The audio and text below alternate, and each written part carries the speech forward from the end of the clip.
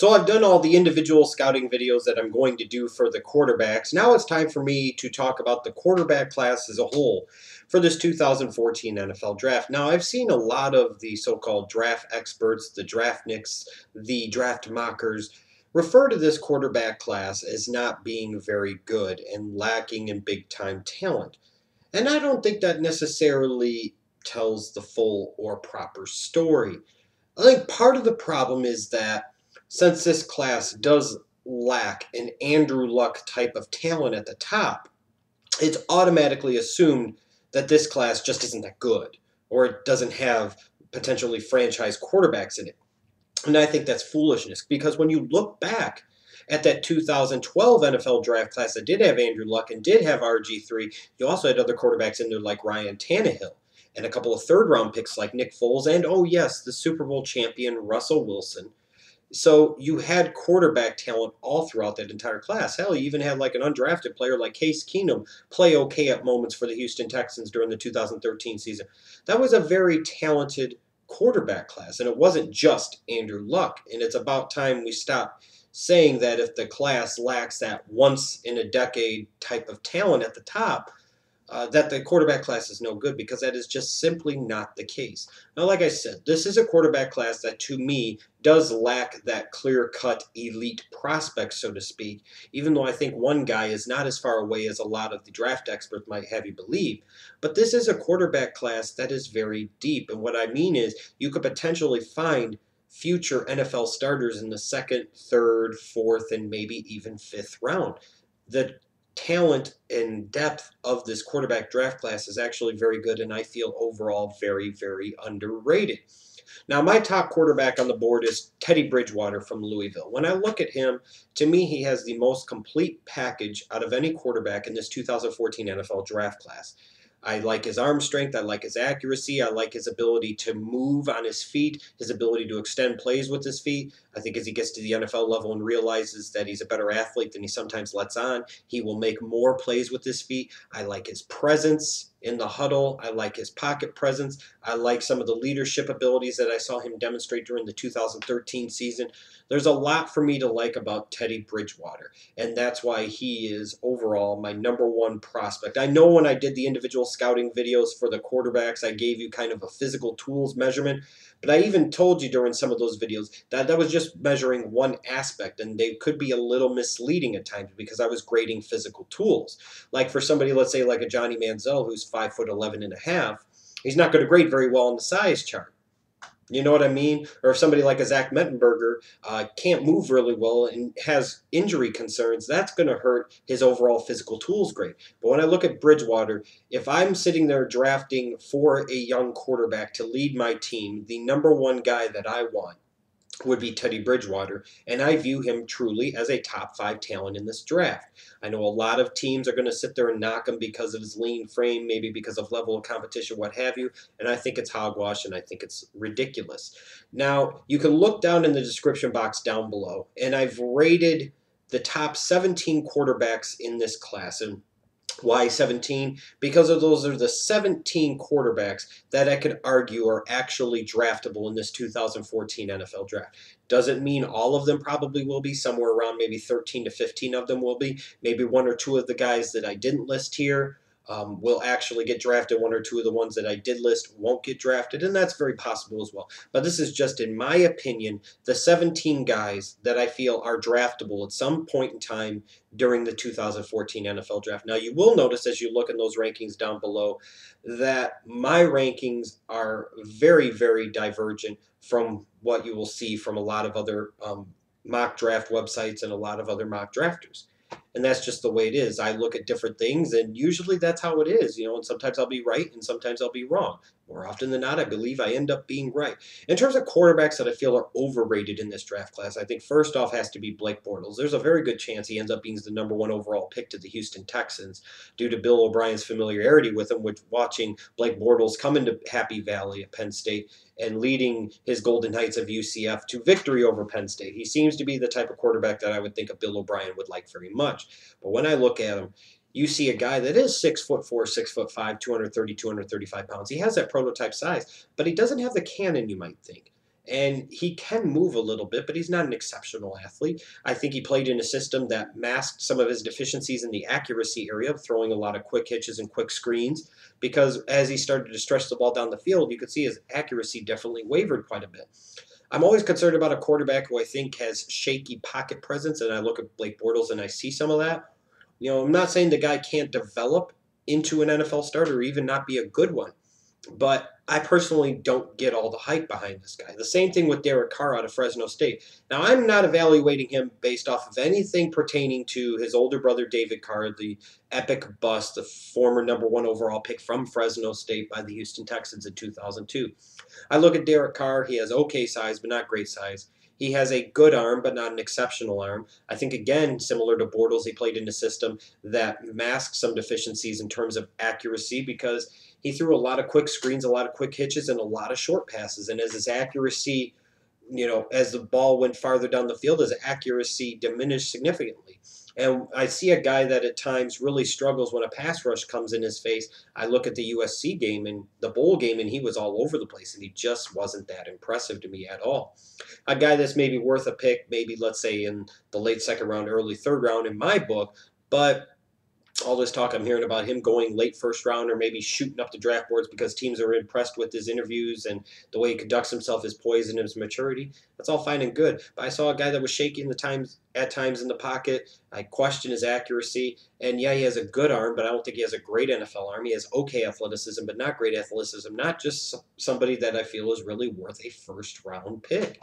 And I bet you there are some of the 32 NFL teams that will have their quarterback board that is more aligned with what I have compared to what some others may have. Doesn't make either one of us right or wrong. Ultimately, only history will tell. The other quarterback I think is really overrated in this draft process is Jimmy Garoppolo of Eastern Illinois. Now, I'm always the guy that loves the small school talents, and I'm always the guy that looks to out sleuth everybody and say, I was on him before you were, and dot, dot, dot. But I'm hearing talk like Bill Polian talking about the fact that he thinks that Jimmy Garoppolo is a late first, early second round pick. He would take him in the first round. I don't see it. Apparently, he's watching different footage of Eastern Illinois than I am. When I look at Garoppolo, I don't think his mechanics are all that good. People can become so infatuated with his really quick release, and he does have a lightning quick release, but they ignore the fact that he throws across his body and doesn't utilize his lower body as all in the throwing motion. If I see a guy that has questionable decision-making at a smaller school level, that's only going to be amplified and magnified at the NFL level. I mean, he made some terrible throws at Eastern Illinois, made some very poor decisions. He's a good athlete. I will give him that, but he's not a phenomenal athlete. He has a solid arm, but again, he doesn't have an exceptional arm. To me, when I look at Garoppolo, I see somebody that, hey, he might be worth picking somewhere between the third to fifth round. I'm not sitting there spending a first round or even a second round pick on him, frankly. Now, with some of the overrated quarterbacks, apparently that pissed off some people in the Garoppolo scouting report when I said he was a bit overrated. Apparently they didn't watch close enough and they need to watch some more. I'm just saying. Now, when you go to the underrated aspect, I think there are some that are very underrated. Zach Mettenberger from LSU, I believe, is. If he didn't have the knee injury, I'm wondering if more teams would be looking at Zach Mettenberger as the #1 prospect in this draft class. In terms of quarterbacks, I've got him ranked as my #2 overall quarterback because there's a lot for me to like. Yeah, he's had some off-the-field issues in the past, but it seems like he's put those in the past. Yeah, he's not incredibly mobile. I'll give you that. But, man, he's really accurate. He's got a really strong arm. He's got that prototype size that you love. He seems to have decent pocket presence. He has good mechanics, even though his windup tends to be a little bit long from time to time. When I look at him and I see a Zach Mettenberger, I see a kid that if he was coming out in 2003, 2004, you might be talking about him as the #1 overall pick in the draft. But now with that increased emphasis on footwork and mobility and the ability to scramble, extend plays with your feet, and pick up some yards with your feet, a guy like Mettenberger, when you throw in the ACL injury, is going to see his stock drop. Now, if I'm sitting there and I'm looking for a quarterback down the road late in the first round, Mettenberger's my man, because I think he has all the tools to become a big-time franchise NFL quarterback. David Fales from San Jose State. The bottom line is I saw him quite a bit this year. He impressed me much more than a Derek Carr, He impressed me more than a Blake Bortles, more than a Jimmy Garoppolo. I think he's a guy that a lot of people sleep on. If he played at a bigger program, let's say like an Alabama or a Georgia, I wonder if more people would be pumping him up and if more people would be talking about him in glowing terms than what they do right now. This is a guy that some people were projecting as a first-round pick heading after last season, heading into this year. It didn't quite work out that way, but he's a guy, again, that I would have no trouble, in my opinion, taking a him in the second or third round and anticipating him potentially becoming a starter for me in 2015 or 2016. And then Brett Smith from Wyoming. Again, another guy, it was a bit surprising to me to see him not get invited to the combine, because this guy to me was an exciting player. He was my favorite quarterback out of all the quarterbacks to watch. He's a guy with a nice arm. He's very, very accurate, and he's a really, really good athlete. I realize he doesn't have the greatest size in the world. He's got a very lean frame, and people look at his mechanics and say, my God, they are terrible, and they are ugly. But, man, he seemed to be able to get the job done. There's a lot of tools there with a Brett Smith that I think if he gets in the right coaching system and they work on some of his mechanics and he gets some time to develop, he could end up being a really nice find for somebody around the third or fourth round, even though I think he might end up getting drafted much later, if not drafted at all. Still can't believe he didn't get invited to the combine. My sleepers to watch will be Tom Savage from Pittsburgh, Aaron Murray from Georgia, and Bryn Renner from North Carolina. Now, Savage, I look at him, again, a guy with prototype size. There will be questions about, well, why did he have to leave Rutgers to go somewhere else to play? There should be questions about his concussion history. Going to be questions about the fact that he'll be 24 this year. But you also look at him, he's got that prototype size, and he's got a monster arm. A monster arm.